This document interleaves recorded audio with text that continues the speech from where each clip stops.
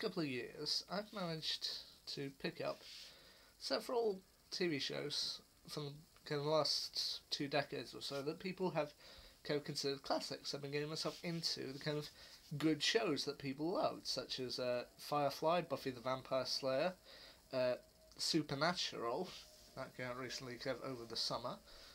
But here's the thing. For anyone who's kind of watched the channel for a long time or knows me as a person, I've grown quite into the kind of superhero genre of movies. I mean, I've kept up to date over the past few years with the Marvel Cinematic Universe movies. Almost going to see kind of everyone since the start of really the end of Phase 1, the end of start of Phase 2. Seen most of them. And I've also been a big fan of kind of the recent superhero TV with shows like, I've recently gone into Daredevil from Netflix series, and also the Arrowverse, shows like Arrow, The Flash, Legends of Tomorrow, Supergirl, and I've also recently gone into Gotham, but yeah. However, there was one kind of famous geek superhero TV series that kind of, it was going on while I was growing up, and to be honest, I didn't really see it. I really saw kind of bits of it here and there, and I never really got it until recently, when I decided to try out Smallville. For those who don't know, or for those kind of not caught up, Smallville was a series that ran on the WB network from 2001 until 2011, so again, the early 2000s. And yeah, it detailed the events of the teenage life of Clark Kent. Okay, he's grown up, he's become a teenager, and he's not quite Superman yet, but he's going to be working towards that.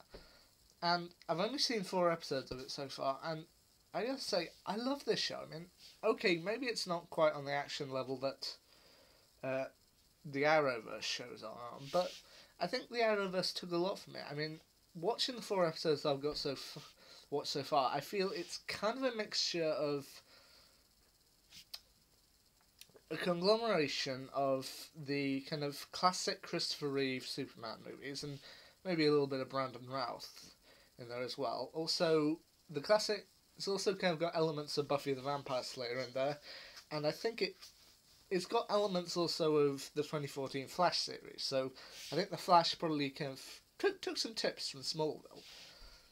I mean, Clark Kent arrives on Earth via the meteor as kind of a baby, a small child, and throughout kind of most of the first series, or the first 4 episodes I've watched so far, his arriving on Earth, the meteors, is actually kind of what causes most of the problems in the town. Because he's a teenager, he's grown up to be a teenager, and now most of the kind of villains and bad guys that he and his friends are having to kind of deal with are all kind of influenced by that meteor. I mean, in the first couple of episodes, you got a student and a former friend of Clark who was bitten by bugs who were kind of infested with the kryptonite from the meteors. You also got a coach who used kryptonite rocks in his sauna that give him pyrokinesis. And you've also got a girl who, because of her bones have been kind of infested with the rocks, and therefore she can change her appearance. I mean, you can see what I'm getting at, that with the Flash series it was the particle accelerator explosion that kind of caused everyone to become metahumans.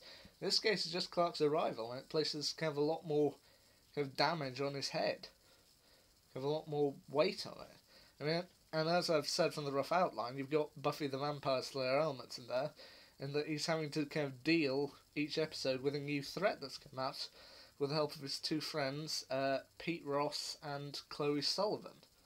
Which, yeah, I feel it kind of fits quite nicely into that Buffy mould. I mean, it's a lot more campy, whereas Buffy was a bit more dark, but you know what? It's a good series, and I intend to keep watching it. I mean, it's got 10 series, so 10 seasons, so I know I've got a lot of time with it, but then again, I recently started Supernatural this year, and I've loved that series. So yeah, I urge you, anyone who hasn't seen this series, I urge you to check it out. It's very good, from what I've seen. Yeah.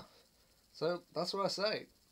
I don't know why I avoided kind of Smallville for so long, but I say if you can get your hands on a copy of it, I say give it a chance. It's a great show. Oh, and I can also see why Michael Rosenbaum became kind of everyone's favourite interpretation of Lex Luthor. I mean, the Lex Luthors in recent years, I mean, Jesse Eisenberg, I've heard a lot of people kind of grind on him, but I don't think he was that bad. I actually enjoyed Batman vs Superman, but yeah, I can see why Michael Rosenbaum is people's favourite. I think he's a good version of Lex Luthor. We'll just have to see how he develops over the series. So yeah, I think it's a good series, and yeah, that's all there really is to say. If you can find Smallville, give it a go. So yeah.